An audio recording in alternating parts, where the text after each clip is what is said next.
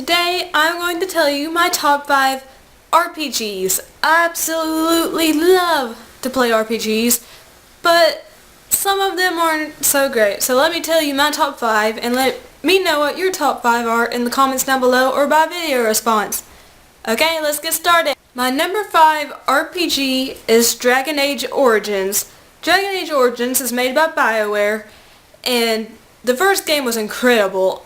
You could have 4 different people in your party at the same time, but you did not have to control anyone else in your party, which I love. I hate having to control other members in my party.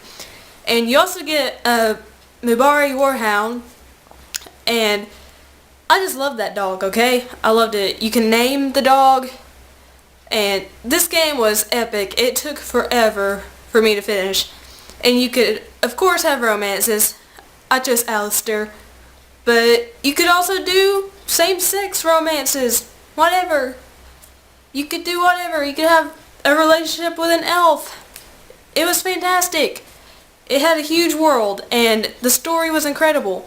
The second one kind of went, but I'm hoping Dragon Age Inquisition is just as good or even better than Dragon Age Origins. Number 4 on my list is Elder Scrolls V Skyrim, and yes, I know some people are going to be like, why isn't it higher? Well, because I got the PS3 version of Skyrim, and it had so many bugs, and I encountered a game-breaking bug, which took a couple of months for them to fix, so I couldn't complete the main storyline until they fixed that bug. But I did love Skyrim. I loved being able to choose my own character. That's one of my favorite parts about RPGs, but I loved choosing my race, and then getting married. I married Farkas. Make all the jokes you want to make about that. But you could have your own houses. I bought every single house that you could buy, and you could have an assistant with you basically, because you become the Jarl of each region basically, which sadly all of my assistants died. And also you could have your own horse, and before I got Shadowmere, every horse of mine died too, which is terrible. But I love Shadowmere because she can't die. And I'm saying that she's a she. I don't know if it's a she or a he. But the Elder Scrolls V Skyrim is a massive game. There's so much to do. When you finish the main storyline, there's hundreds of hours of side missions. And there's so many different just stories, and the lore is fantastic. You can spend hours just reading books in this game. You can craft. The crafting system is a very well implemented system, and it looks gorgeous. I mean, it's gorgeous, and it's kind of fun to try to break the game and to see all the funny little glitches, but that's also kind of why it's not as high on my list, is because there are so many glitches, and I understand that a game this big is going to have glitches, but if you have a game-breaking bug in your game, and the DLC isn't even released for this game until months after it's been released for the other consoles or the PC, then that's a problem. Which, if I'd played it on Xbox, it'd probably be a little higher, but right now it's sitting at number 4. Number 3 on my RPG list, which this is getting super hard because I love all of the final 3 games, but number 3 is Fallout 3. This was an amazing game. This was my first venture into RPGs. It was given to me by a friend for free, and I wasn't expecting much, but then I was blown away by the game. Starting out with you being born as a baby and customizing your character, and then you grow up in the vault, and then you leave, and once you leave and the sun just burns your eyeballs, and then you have to survive in the wasteland, and you meet all these different characters and have all these different missions and find so many cool weapons, and you get dog meat as a companion, and you can choose to blow up Nuketown. Isn't it Nuketown? No, Megaton. Sorry, Megaton. I don't know why I'm thinking Nuketown. Megaton. I did not blow up Megaton. I was a good person. I cannot be evil in a game, and I have not played it a second time to be bad because I just can't make myself be bad. And it took me about 150 hours to complete Fallout 3, and I still didn't do all the side missions. I did most of them and the storyline, but it's a really good chunk of a game. It's an amazing masterpiece made by Bethesda, who also made the Elder Scrolls V Skyrim, But to me, this is the superior game, and it's a different take on the RPG genre, and it paid off. The risk paid off. And for Bethesda to take on such a storied gaming franchise, it was just incredible what they did with it and the direction they took it. And I'm hoping Fallout 4 will come soon, and it'll blow all of our minds way more than Fallout 3 did, which is pretty much impossible because Fallout 3 just blew my mind to pieces. Number 2 on my most loved RPG list is The Witcher 2: Assassins of Kings. I played the Xbox 360 version, which was enhanced, and at first I hated the game, okay? I thought it was difficult, but then I learned the combat system and how to cast signs, and I fell in love with the story. It's a very mature, dark, gritty story, so it's definitely not for anyone under the age of 18. But if you're mature enough and you love RPGs and you love hardcore RPGs specifically, then this game is for you, and it's a beautiful game. It stretches the Xbox 360's graphics card to its limit, and yes, there's sex, there's nudity, there's a lot of cursing, but it adds to the storyline. And yes, the map sucks, okay? Most of the time your waypoints won't even show up on the map, and if they do, you don't know if it's above ground, underground, whatever, so you spend an hour trying to find a place. But that hour spent traveling is well worth it because you get to see all the beautiful locations, you get to meet some additional characters, fight the grotesque enemies, and this game does have a morality system, which is amazing. There's 36 different endings you can get, which I think is incredible.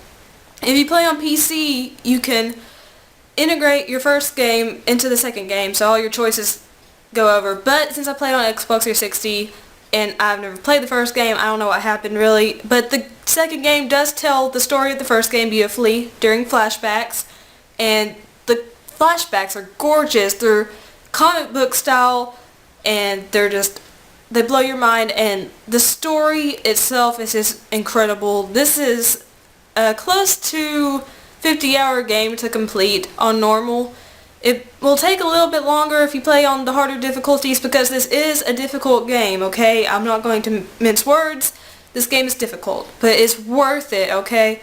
And I will mention that Saskia the Dragon Slayer, that boss battle took me 2 hours to beat her. It's so difficult, but it was so rewarding. I threw down the pad when I beat her. I yelled, scared my parents to death, but it's so rewarding to play this game, and you'll love it. You'll fall in love with the characters, and yeah, you'll even think Geralt of Rivia is sexy, which, if you know who I'm talking about, you'll be surprised by what I just said. Number 1 on my RPG list is the Mass Effect series, which I know, some of you are going to say, that's not an RPG, it's too much action in it.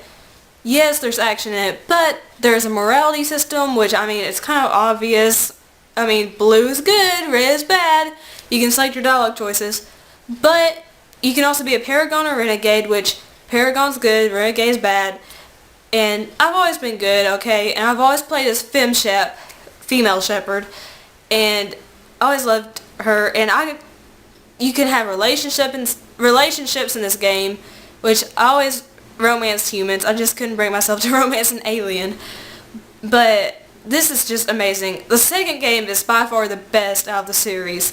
They're all pretty fantastic. I even liked the third one's ending. I know a lot of people caterwauled about it, but I liked it. So quit complaining, okay? It's what BioWare wanted to end the series as. And this is just mind-blowing. If you play every game in the series, this will take you over hundreds of hours to complete. And your game carries over between each different game. Your game save does. So following Mass Effect 1, your choices carry over to Mass Effect 2, and Mass Effect 2 choices carry over to Mass Effect 3, and your choices from the first game also carry over to the third game. So yeah, it sounds confusing, but it really tailors it to your own experience, and it makes it the great game that it is. And if you like Star Wars or, sci-fi games, this is definitely a must-play. It can get a little confusing at first trying to figure out the alien races, the different planets, all that, but you'll soon fall in love with it. You'll fall in love with the lore. You'll start to understand what all the different races are and what they look like. You'll be able to identify them. You'll be able to know which planet you're on if you don't already know.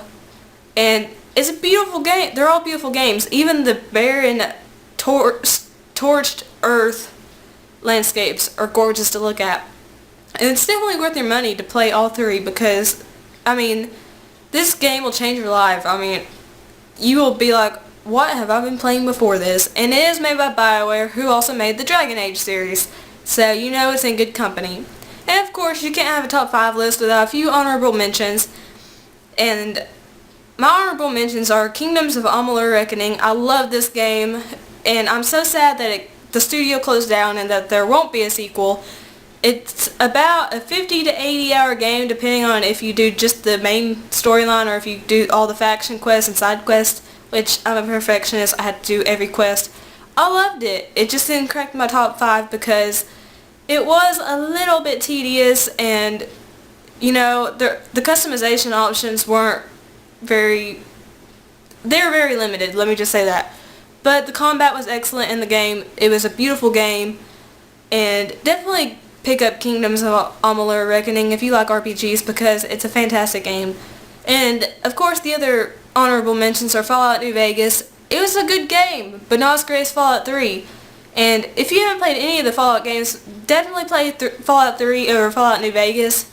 I mean, the story is still good in Fallout New Vegas. The graphics are still amazing. It's just, it doesn't grip you as much, though, in Fallout New Vegas as it does in Fallout 3. And, of course, the last honorable mention is The Elder Scrolls 4 Oblivion. This was a great game at the time it came out. It was mind-blowing. But when you compare it to Skyrim now, the graphics and the gameplay is kind of like, what? It's still a great game, though. So if you haven't played Skyrim yet, you should definitely play Oblivion then Skyrim because you'll just have hundreds of hours worth of RPG goodness to go through and you'll understand the lore a little bit. I went into Skyrim pretty confused. I played Oblivion after Skyrim and it really helped. I think it would have helped if I would have played Oblivion before Skyrim with the lore, but I mean, you get used to it. And those are my top 5 RPGs plus honorable mentions. Let me know what your top 5 RPGs are in the comments down below. Subscribe if you like the video and you want to become an Alycat and see amazing videos of epic geekiness. And of course, like the video if you liked it and favorite so your friends and family can see. I tell you love each and every one of you. Peace and kisses.